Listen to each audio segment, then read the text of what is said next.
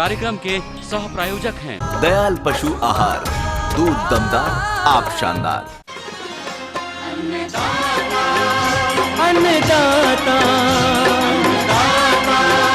अन्नदाता नीत तुम्हारा अन्नदाता, पग पग पर है संग तुम्हारे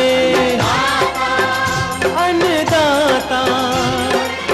लहू किसानों का बन के पसीना सींचता है धरती का सीना, मेहनत का तेरी हक दिलवाने, नई तकनीक नई खोज बताने।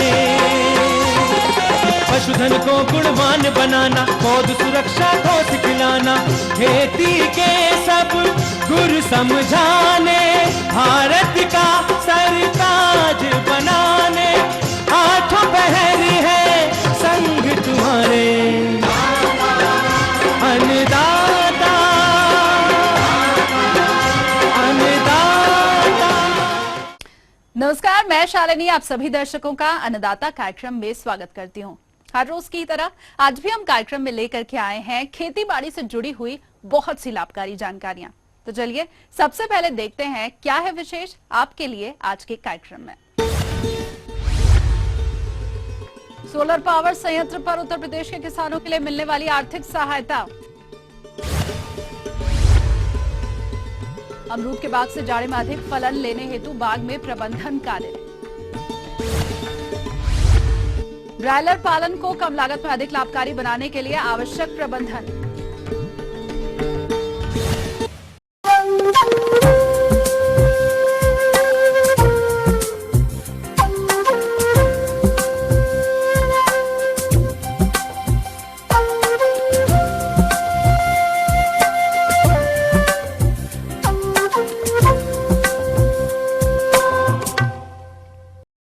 किसी भी फसल में सिंचाई के लिए हमारे किसान भाई डीजल से चलने वाले पंप सेट या फिर बिजली से चलने वाले मोटर का प्रयोग करते हैं। अगर हमारे किसान डीजल आधारित यंत्रों का उपयोग करते हैं तो ये बहुत ही महंगा पड़ता है, और अगर बिजली का प्रयोग करते हैं तो बिजली की अनियमितता के कारण फसलों को समय पर सिंचाई जल नहीं मिल पाता है। ऐसे में किसानों के लिए सस्ता और सुविधाजनक विकल्प के रूप में सोलर पावर संयंत्र काफी लाभकारी हो सकता है। आइए मिलते हैं कानपुर नगर के उप कृषि निदेशक डॉक्टर आर.के. उत्तम से, जो आपको इस संयंत्र पर मिलने वाली आर्थिक सहायता और अन्य पहलुओं पर जानकारी दे रहे हैं। हमारे देश और प्रदेश दोनों की अर्थव्यवस्था कृषि आधारित है और ज़्यादातर किसान भाई अपनी जीविका का स्रोत खेती, पशुपालन और अन्य साथ में खेती से आधारित व्यवसायों से करते हैं। आजकल मौसम की अनिश्चितता विगत कई वर्षों से बढ़ती चली जा रही है। आप देखते हैं कि समय पे मानसून नहीं आता, और आता है तो बड़ा अनियमित सा रहता है कि 5 किलोमीटर में बरसात है, फिर 5 किलोमीटर में धूप दिखाई पड़ती है। पहले क्या होता था कि बरसात होती थी तो लगातार 150 किलोमीटर में पानी बरसता था। ऐसे में सरकार ने एक सिंचाई के वैकल्पिक व्यवस्था के रूप में सोलर पंप लगाने की व्यवस्था किसानों के बीच में रखी है। सिंचाई में किसान ज़मीन का पानी दो तरह से निकालता है, या तो बिजली आधारित ट्यूबवेल लगाता है या डीजल आधारित पंपिंग सेट लगाता है। लेकिन जिस फोटो सोलर पंप की हम बात कर रहे हैं, इसमें किसान भाइयों को किसी तरह का बिजली, किसी तरह की डीजल का खर्चा नहीं होता है। ये सूर्य की रोशनी से सुबह जो ही सूर्य निकलेगा और शाम को सूर्यास्त तक लगातार पानी देता रहता है। इसके लिए सरकार ने एक योजना चलाई है कि जो किसान भाई सोलर पंप लगवाना चाहते हैं वो कृषि विभाग की वेबसाइट पर जाकर के ऑनलाइन रजिस्ट्रेशन करा लें, या जनपद पर जिला कृषि अधिकारी, उप कृषि निदेशक या कृषि विभाग के किसी अधिकारी के कार्यालय में जाकर के अपना पंजीकरण करा लें। और पंजीकरण कराने के बाद इसके लिए जो जनपद पे सूची उपलब्ध होगी उसमें लघु सीमांत किसानों को वरीयता देते हुए जनपद के अधिकारी उस सूची से आपको सोलर पंप लगवाएंगे।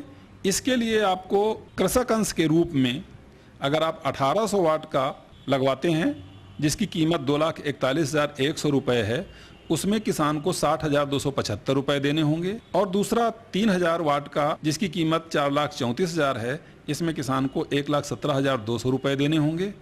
और तीसरा इससे अधिक पावर का है जो 4800 वाट 5 HP का है, उसमें 5,31,200 रुपये लागत है, और इसमें किसान भाइयों को 2,65,600 रुपये देना पड़ेगा। जो पहली प्रकार का 1800 का है, इसमें जो पानी उठाने की मोटर होती है वो सरफेस सोलर पंप होती है, उसकी मोटर ऊपर रहती है, और 3 हार्स पावर और 5 हार्स पावर का, जैसे आप घरों में समर्सिबल पंप लगाते हैं उस तरह का समर्सिबल पंप डाला जाता है। और इसके लिए किसान को अपने खेत पर 6 इंच की बोरिंग करके देनी होती है।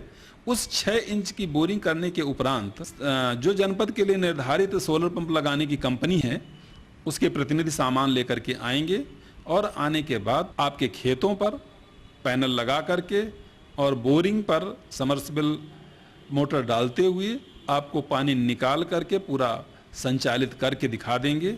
निश्चित रूप से ये व्यवस्था उपयोगी है किसानों के लिए कि करीब 2 से 2.5 इंच का अच्छा डिस्चार्ज पानी का किसानों को मिलता है, और जिससे लगभग 1 से 1.5 बीघा सूर्य की रोशनी के अनुसार इस पे सिंचाई किसान भाई प्रतिदिन कर लेते हैं। और जो ये बीच बीच में सूखा या पानी की कमी मानसून की होती है उससे भरपाई होती है। और इसका सबसे बड़ा लाभ ये है कि एक बार लागत के बाद पूरे कार्यकाल में इसमें पुनः खर्चा, जैसे बिजली का है तो आपको महीने का बिजली का बिल देना पड़ता है, पानी के लिए जब डीजल का आप लगाए हुए हैं तो डीजल पंपिंग सेट में डीजल का महीने का खर्च होता है। इसमें चूंकि सूर्य की रोशनी से सोलर पंप से पानी निकलता है तो इसमें आगे आने वाले खर्चों की कमी हो जाती है। एक बार कृषक अंश के रूप में किसान की जो धनराशि लग जाती है उसके बाद इसको निःशुल्क पानी पूरे कार्यकाल मिलता रहता है। मेरी समझ में ये किसानों के लिए बहुत उपयोगी है और इसको सभी किसान भाइयों को लगाना चाहिए। ज़्यादा जानकारी के लिए और रजिस्ट्रेशन के लिए आप अपने जनपद के उप कृषि निदेशक, जिला कृषि अधिकारी, उप संभागीय कृषि अधिकारी अथवा कृषि विभाग के किसी कार्यालय के किसी अधिकारी के पास विस्तृत जानकारी के लिए संपर्क कर सकते हैं। इस प्रकार ये किसानों के लिए बहुत उपयोगी है और उत्तर प्रदेश सरकार की ये महत्वाकांक्षी योजना है। इसका लाभ आप लोग अनिवार्य रूप से प्राप्त करें।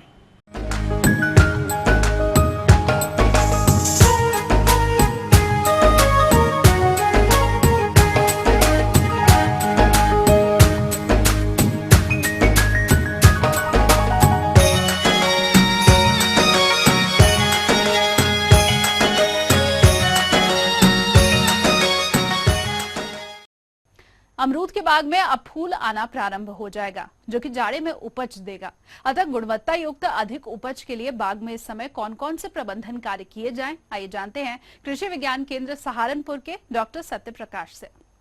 जैसा कि आप लोग जानते हैं कि अमरूद की फसल से पर्याप्त उत्पादन लेने के लिए उसमें पोषक तत्व प्रबंधन की आवश्यकता होती है। तो इस समय वैसे सामान्यतः वर्ष में 3 बार फलत आती है। पहली फलत आती है जो फरवरी मार्च में फूल आता है, उसके फल में वर्षाकालीन में प्राप्त होते हैं, उसे अम्बे बहार कहते हैं। दूसरे जो फूल हमारे जुलाई अगस्त में आते हैं और वो फल हमें सितंबर अक्टूबर में शरद ऋतु में प्राप्त होते हैं, जिसे मृग बहार कहते हैं। और तीसरे जो अक्टूबर नवंबर में फूल आके बसंत ऋतु में फल प्राप्त होते हैं, उससे हस्तबहार। तो किसान भाइयों, जो पश्चिमी उत्तर प्रदेश में देखने को आया है, सबसे ज़्यादा उपयोगी लाभ किसान भाइयों को अमरूद से मृग बहार वाली फसल से प्राप्त होता है, जिसमें जुलाई अगस्त में फूल आते हैं। तो मृग बहार वाले फलत ज़्यादा प्राप्त करने के लिए किसान भाइयों को सुझाव ये है कि इस समय पूरे वर्ष में यदि अमरूद में देखें उर्वरक प्रबंधन, 1 वर्ष के पौधे के लिए 10 किलोग्राम गोबर की खाद, 60 ग्राम नाइट्रोजन, 30 ग्राम फास्फोरस और 60 ग्राम पोटास की आवश्यकता होती है। ये मात्रा हम 6 वर्ष तक बढ़ाते हैं, अर्थात 6 वर्ष या इससे बड़े पौधे के लिए अक्टूबर के प्रथम सप्ताह में या सितंबर के अंतिम सप्ताह में 500 ग्राम यूरिया और 1.5 किलोग्राम सिंगल सुपर फास्फेट और 600 ग्राम म्यूरेट ऑफ पोटास, ये मात्रा हम अक्टूबर के प्रथम सप्ताह में दें।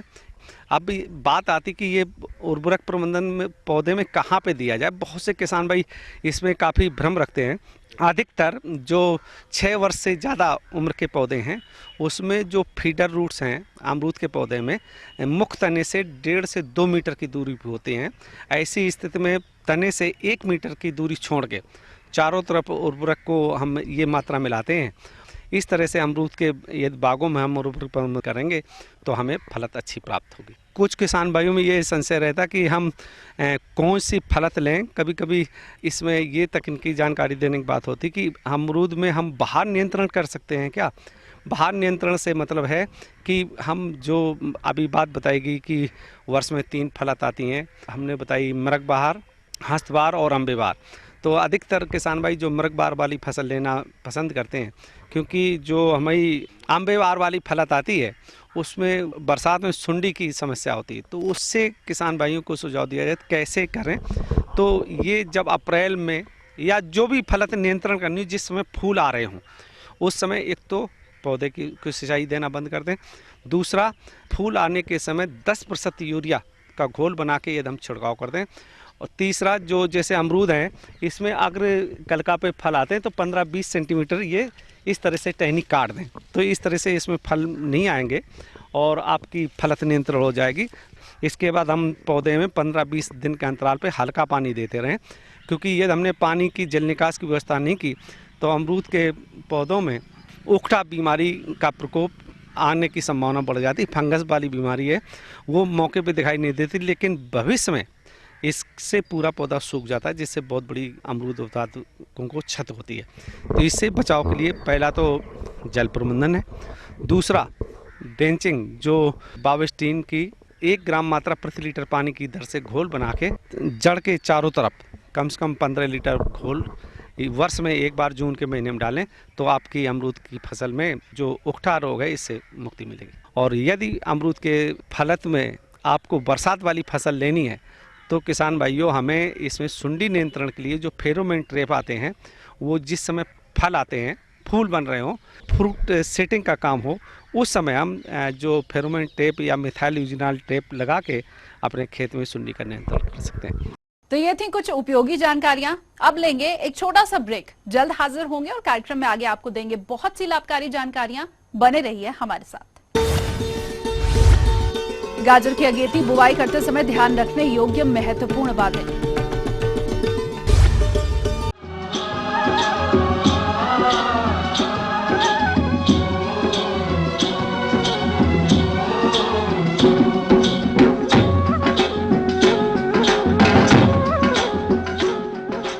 ब्रेक के बाद एक बार फिर से आप सभी दर्शकों का अन्नदाता कार्यक्रम में स्वागत है। बढ़ते हैं अगली प्रस्तुति की ओर।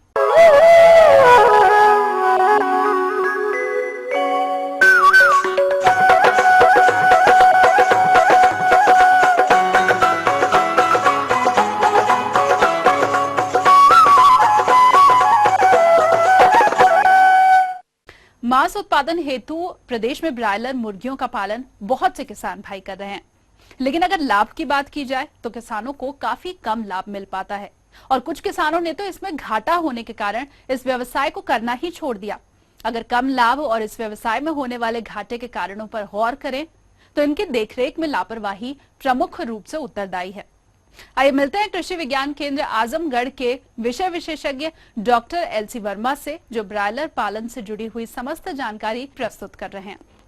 आजकल कृषि को लाभकारी बनाने के लिए ये महत्वपूर्ण हो गया है कि कृषि से संबंधित और व्यवसायों को अपनाया जाए। उसमें से सबसे महत्वपूर्ण है ब्रायलर पालन। ब्रायलर पालन कम समय में अधिक उत्पादन देने वाला एक पक्षी है जो मांस के लिए प्रयोग किया जाता है। ब्रायलर पालन के लिए जो सबसे महत्वपूर्ण बात है उसमें कि उसका फार्म कैसा होना चाहिए। इसके लिए ब्रायलर फार्म मेन रोड से दूर हो, ऐसी जगह पर हो जहां पर पानी का जमाव ना होता हो, और सबसे खास बात है कि वहां गिलहरी, तोता, कौवा ऐसी जंगली पक्षियां भी ना आने पाए। इसके अलावा और जो ध्यान देने वाली बात है कि मुर्गी का फार्म हमेशा पूरब पश्चिम की तरफ लंबा होना चाहिए और बीच में उसकी ऊंचाई 12 फीट तथा दोनों साइड में उसकी ऊंचाई 8 फीट होनी चाहिए। साइड में दीवार नहीं बनाया जाता है, वहां पर केवल 8 इंची का ईंट का पर्दा लगाकर उसमें जाली लगा दी जाती है। ऐसा इसलिए किया जाता है कि यदि मुर्गा खड़ा हो फार्म में तो उसका चेहरा जाली के बाहर से दिखाई दे, इससे उसको शुद्ध ऑक्सीजन मिलती है। दूसरी जो सबसे बड़ी बात है कि बायोसिक्योरिटी का विशेष ध्यान रखना चाहिए। बायोसिक्योरिटी में आता है कि हमेशा एक ही नस्ल के चूजों का पालना चाहिए। ऑल इन ऑल आउट पद्धति का हमेशा प्रयोग करना चाहिए। वैक्सीनेशन तभी करें जब आवश्यक हो। तीसरी महत्वपूर्ण बात पर ध्यान दें कि ब्रूडिंग का सिस्टम होना चाहिए। कभी भी चूजे को लीटर पर नहीं रखना चाहिए, उसके लिए अखबार बिछाना जरूरी होता है। यदि आप डायरेक्ट लीटर यानी भूसी पर रख देते हैं तो वो अचानक फाइबर युक्त रेशे युक्त राशन खा लेने से उसकी मृत्यु हो सकती है। इसलिए कम से कम 5 दिन तक उसे अखबार पर रखना चाहिए और हाथ से थपथपाना चाहिए, तो उससे उनको खाने की आदत बनती है। सर्वप्रथम 24 घंटे तक उसे पिसी हुई मक्का देना जरूरी रहता है और पिसी हुई मक्का इतनी बारीक हो कि वो आटे जैसी होनी चाहिए। और उस समय इस बात का भी ध्यान रखें कि मैक्सिमम और मिनिमम टेम्परेचर का विशेष ध्यान रखना चाहिए। थर्मामीटर लगा होना चाहिए। और इसके बाद 24 घंटे के बाद दूसरे दिन से आप प्री स्टार्टर राशन का प्रयोग करें। प्री स्टार्टर राशन वह राशन होता है जो बिल्कुल बहुत ही बारीक होता है। उसमें प्रोटीन की मात्रा 24% तक होती है और उसमें एनर्जी की मात्रा 3000 किलो कैलोरी तक होती है, जिसे हम दूसरे दिन से 10 दिन तक खिलाते हैं। फिर हम देते हैं स्टार्टर राशन। स्टार्टर राशन वह राशन होता है जो प्री स्टार्टर राशन की अपेक्षा थोड़ा सा मोटा होता है और इसमें प्रोटीन की मात्रा 20 से 23% तक होती है। ये स्टार्टर राशन 11 दिन से लेकर के 25 दिन तक खिलाना आवश्यक होता है। फिर लास्ट में हम फिनिशर राशन देते हैं, जिसे 26 दिन से लेकर के आखिरी दिन तक दिया जाता है। ये राशन काफी मोटा होता है, प्रोटीन की मात्रा कम कर दी जाती है, जो घट करके 20% पर निर्धारित हो जाती है। और इस बात का ध्यान देना चाहिए कि राशन ठीक ठाक हो और अच्छी कंपनी का लिया गया हो, जिससे FCR यानी फीड कन्वर्जन रेशियो उसका सही बना रहे। फीड कन्वर्जन रेशियो जितना कम होगा, लाभ उतना ही ज्यादा होगा। किसान भाइयों को यह आवश्यक जानना है कि फीड कन्वर्जन रेशियो कैसे निकाला जाए। फीड रूपांतरण निकालने के लिए फीड की खपत किलोग्राम में उसे भाग दे देते हैं ब्रॉयलर का वजन किलोग्राम से, तो FCR निकल आता है। ये बहुत ही महत्वपूर्ण है। किन कारणों से FCR बढ़ जाता है, इन बिंदुओं पर ध्यान देना जरूरी है। जब पोषक तत्व असंतुलित हो जाते हैं तो FCR बढ़ जाता है। जो दूसरा सबसे बड़ा कारण है, उसमें ज्यादा मॉर्टेलिटी होने पर भी FCR बढ़ जाता है। चूहों की संख्या यदि फार्म में अधिक है तो मुर्गियों का जो FCR है वो काफी बढ़ जाता है। इतना ध्यान देने के बाद उनके प्रकाश पर, लाइट मैनेजमेंट पर विशेष ध्यान देना चाहिए। जब चूजे आते हैं तो उन्हें सर्वप्रथम 23 घंटे तक बिजली देना आवश्यक होता है। 24 घंटे इसलिए नहीं देते हैं कि 1 घंटा उन्हें अंधकार में रखते हैं। जब कभी भी बिजली चली जाए तो जिससे वो स्ट्रेस में ना आए, उनको अंधकार में रहने की भी आदत बनी रहे। इसके बाद हम ब्रूडर वाले स्टेज में उनको गार्ड से चारों तरफ से घेर देते हैं। जैसे जैसे वो बड़े होते जाते हैं, ब्रूडर गार्ड को धीरे धीरे उसको हम चौड़ा करते जाते हैं और जिससे उनको पूरा स्पेस मिलता रहे। ब्रॉयलर फार्म के लिए ये आवश्यक है कि आप शुरुआती पहले दिन से 15 दिन तक 60 वाट बल्ब का प्रयोग करें और जिसे हम 10 फीट की ऊंचाई पर टांग दें। लेकिन इसके बाद के दिनों में हमें 15 वाट के बल्ब का प्रयोग करना चाहिए, जो 3.5 फीट की ऊंचाई पर बांधा जाता है। लाइट मैनेजमेंट यानी प्रकाश व्यवस्था में जो सबसे महत्वपूर्ण बात है कि हरा और नीला प्रकाश चूजों को वृद्धि के लिए आवश्यक होता है। ये ग्रोथ हार्मोन, जो वृद्धि कारक हार्मोन है, उनको उत्प्रेरित करता है। तो इससे FCR बहुत कम होता है और वजन मुर्गों का बहुत तेजी से बढ़ता है। तो इस तकनीकी से यदि हमारे किसान भाई मुर्गी पालन करते हैं तो उनका व्यवसाय वास्तव में बहुत ही फायदेमंद होगा।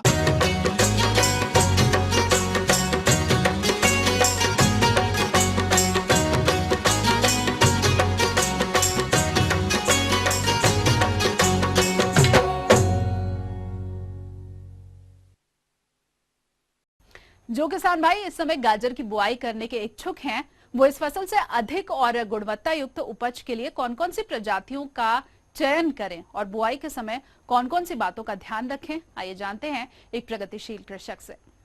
पहला तो आरंभ की गाजर, जैसे अभी कुछ गाजर बुआई हो चुका है, कुछ गाजर अभी बुआई हो रहा है, और आपका फरवरी से लेकर के 15 मार्च तक गाजर की बुआई, भिन्न भिन्न कंपनियां का भिन्न भिन्न प्रकार की गाजर की बुआई होगा। सबसे पहले खेत का चुनाव हमारे किसान बंधु करते हैं और सिलेक्शन करने के बाद में प्लॉट पर घास रहित प्लॉट तैयार करता हूं, जिसमें कूड़ा करकट या जो भी आपका खर पतवार है उसका चुनाव करवाता हूं।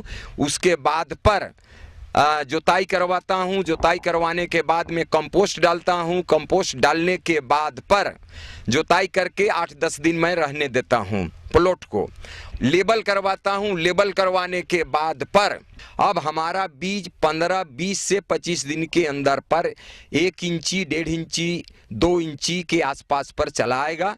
अब उस पर हम एक हल्का, बहुत ही कम कीटनाशक दवा, जिस पर आप नीम के पत्ती हुआ या और कुछ ऐसे पत्तियां हैं, उसको बना करके पानी से स्प्रे कर सकते हैं। ये फसल 3 महीना से 4 महीना का, आज जो मैं बुआई कर रहा हूं, ये 3 महीना, 3.5 महीना, 4 महीना के अंदर में बाजार तक मैं भेज देता हूं। आगात गाजर लगाने के लिए सितंबर माह उपयुक्त है और इसके लिए उन्नत प्रभेद हैं पूसा केसर, पूसा मेघाली, पूसा यमदाग्नि, नैंटेस, चेंटने, देसी लाल, देसी काली, अमेरिकन ब्यूटी, कल्याणपुर येलो। और आगात गाजर लगाने के लिए सितंबर, मध्य गाजर के लिए अक्टूबर और पिछात के लिए नवंबर माह ही सही रहेगा। बीज दर 4 से 5 किलोग्राम प्रति हेक्टेयर और लगाने की दूरी 25 × 10 सेंटीमीटर ही उचित है। एवं खाद एवं उर्वरक जो है प्रति हेक्टेयर आप 150 से 200 क्विंटल प्रति हेक्टेयर कंपोस्ट, नेत्रजन 60 किलोग्राम प्रति हेक्टेयर, स्फूर 40 किलोग्राम प्रति हेक्टेयर एवं पोटास 40 किलोग्राम प्रति हेक्टेयर की दर से इस्तेमाल करें। अगर उन्नत प्रभेद गाजर के लगाते हैं तो 150 से 200 क्विंटल उपज की प्राप्ति होगी प्रति हेक्टेयर। गाजर में भी बीमारी लगती है सफेद रस्ट और फल गलन। सफेद रस्ट के लिए 2 किलोग्राम मैंकोजेब 800 लीटर पानी में घोलकर प्रति हेक्टेयर की दर से खड़ी फसल में छिड़काव करें एवं फूल आने के समय बिल्कुल छिड़काव नहीं करें। फल गलन के लिए बीज को बोने से पहले 2.5 ग्राम कैप्टन प्रति किलोग्राम बीज की दर से शोधित करें। साथ ही फॉर्मेल्डिहाइड 160 से 175 मिलीलीटर का 2.5 लीटर पानी में घोल बनाकर प्रति 20 स्क्वायर मीटर भूमि का शोधन करना चाहिए। इसके अलावा खड़ी फसल में 2 किलोग्राम मैंकोजेब या जिनेब प्रति हेक्टेयर की दर से 800 से 1000 लीटर पानी में घोल बनाकर छिड़काव करते रहें। आपका फल रोग से सुरक्षित रहेगा।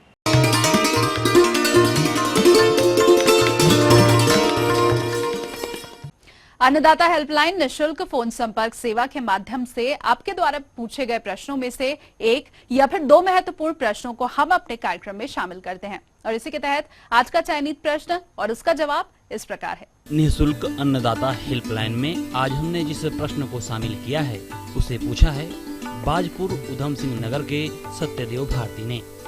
आपने तोरिया की बुआई तकनीक पर जानकारी चाहिए, तो इसके लिए देखिए कार्यक्रम का यह अंश। आज आपके बीच में हम बात करने जा रहे हैं तोरिया फसल के बारे में।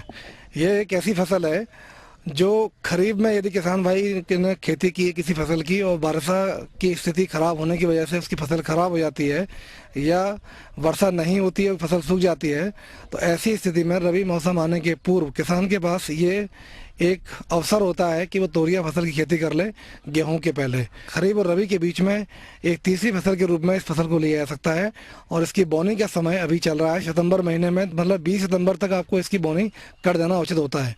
देखना होगा कि हमारे खेत की मिट्टी ऐसी हो जो भुरभुरी बन सके, यानी कि बलुई दोमट मिट्टी इस खेती के लिए सबसे अच्छी मानी गई है। खेत को आप 2-3 बार आड़ी और तिरछी जुताई करके खेत को बारीक भुरभुरा तैयार कर लें और इसके बाद आप खेत में पटेला लगा दें। पटेला लगाना इसलिए आवश्यक होता है ताकि भूमि में जो नमी का संरक्षण हुआ है वो नमी हवा में न उड़ पाए और मिट्टी के अंदर नमी रहे। फिर तोरिया की किस्मों के बारे में बात करें तो यहाँ पर ग्वालियर क्षेत्र है, यहाँ मुरैना अनुसंधान केंद्र पर एक जवाहर तोरिया एक करके किस्म का विकास किया गया है।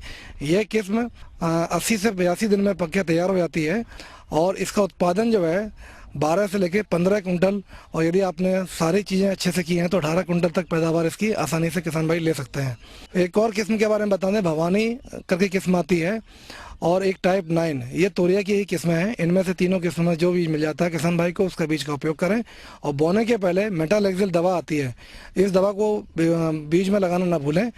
6 ग्राम दवा 1 किलो बीज के मान से उपयोग करनी है। बीज अच्छा कर लें और बीज अच्छा करने के बाद आप इसकी बोनी करें। बोनी की गहराई जो है 2 सेंटीमीटर से 2.5 सेंटीमीटर तक रखें।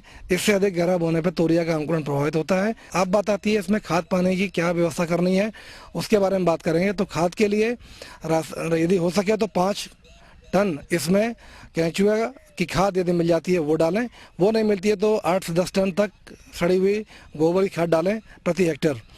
और इसके बाद जो रासायनिक उर्वरक की मात्रा जो आपूर्ति करनी है उसमें इसमें इस फसल को नाइट्रोजन, स्फूर, पोटास और गंधक की आवश्यकता होती है। इसके लिए आपको नाइट्रोजन 60 किलोग्राम और 30 किलोग्राम इसमें फास्फोरस, 15 किलोग्राम इसमें पोटास और 20 किलोग्राम इसमें गंधक की आवश्यकता है। इसकी आपूर्ति के लिए आपको मेरा एक सुझाव होगा कि सिंगल सुपर फास्फेट के माध्यम से यदि आप स्फूर की आपूर्ति करते हैं तो उसमें जो आवश्यकता गंधक की है उसकी आपूर्ति हो जाएगी, क्योंकि इस उर्वरक में 12% गंधक होता है। तो नाइट्रोजन की आधी मात्रा, फास्फोरस की पूरी मात्रा, पोटास की पूरी मात्रा, गंधक की पूरी मात्रा आपको बोते समय आधार खाद के रूप में देनी है। बाद में जो नाइट्रोजन की मात्रा आधी बची है, यानी कि 60 किलोग्राम की जो आधी मात्रा 30 किलोग्राम बचती है, उसको हम यूरिया के माध्यम से पहले पानी जब लगाएंगे फसल में 30 से 32-35 दिन तक, उस अवस्था पर आप डाल दें यूरिया के माध्यम से। अतिरिक्त फसल के रूप में सावधानी आपको ये बरतना है कि फसल में खरपतवार यदि खेत में ज़्यादा निकलते हैं तो उसका भी आपको ध्यान रखना होगा, ताकि क्योंकि कम अवधि की फसल है, यदि खरपतवार ने शुरुआत में अधिक संख्या में पैदा हो गए तो आपकी फसल कमज़ोर हो जाएगी और पैदावार नहीं, जितना पैदावार हम उम्मीद करते हैं वो नहीं मिल पाती है। तो उसके लिए ज़रूरत है कि हम जैसी फसल बोते हैं, फसल बोने के बाद एक पेंडीमेथ्रिन दवा आती है मार्केट में, ये दवा 1 किलोग्राम प्रति हेक्टेयर मान से, यानी कि व्यापारिक उत्पाद यदि आप लेने जाएंगे तो 3.5 लीटर दवा 1 हेक्टेयर में लगती है। इसका उपयोग करें। 1 लीटर पानी में 7 ml दवा का घोल बनाएं और फसल बोने के तुरंत बाद इसका आप छिड़काव कर दीजिए मिट्टी में, जिससे कि फसल में 20 से 25 दिन तक कोई खरपतवार नहीं निकलेगा। यहाँ पर बताना चाहेंगे माहू यदि प्रकोप इस फसल में वैसे नहीं करती है, लेकिन यदि कभी इसमें जब फली लगती है उस अवस्था में माहू का प्रकोप होता है तो मेटासिस्टॉक्स दवा आती है, वो नहीं मिलती है तो इमिडाक्लोप्रिड दवा आती है। इन दोनों दवाओं में से किसी एक दवा का छिड़काव कर देंगे तो फसल में माहू के प्रकोप से बच जाएगी। हम ये उम्मीद करते हैं कि आज का कार्यक्रम आप सभी दर्शकों के लिए उपयोगी रहा होगा। किसान भाइयों, अन्नदाता आपकी सेवा के लिए संकल्परत है। कृषि संबंधित समस्या और सुझावों के लिए आप हमें इस पते पर संपर्क कर सकते हैं। प्रोड्यूसर अन्नदाता, ETV Uttar Pradesh Uttarakhand, Ramoji film city, Hyderabad 501512। साथ ही आप हमें ईमेल भी कर सकते हैं। हमारा ईमेल ID है annadaata.up@etv.co.in। इसके अलावा आप हमें निःशुल्क हेल्पलाइन नंबर 180010845999 पर सोमवार से शनिवार सुबह 10 से शाम 4 बजे के बीच संपर्क कर सकते हैं। और आइए अब देखते हैं कल दिखाए जाने वाले कार्यक्रम की मुख्य झलकियां। ब्रायलर मुर्गियों में लगने वाले विभिन्न रोग और उनका निदान, अधिक पैदावार लेने हेतु लोबिया की फसल में कीट नियंत्रण। तो फिलहाल अन्नदाता की पूरी टीम को दीजिए इजाजत। कल फिर से इसी समय आपसे मुलाकात होगी कृषि संबंधित कुछ और जरूरी बातों के साथ। नमस्कार।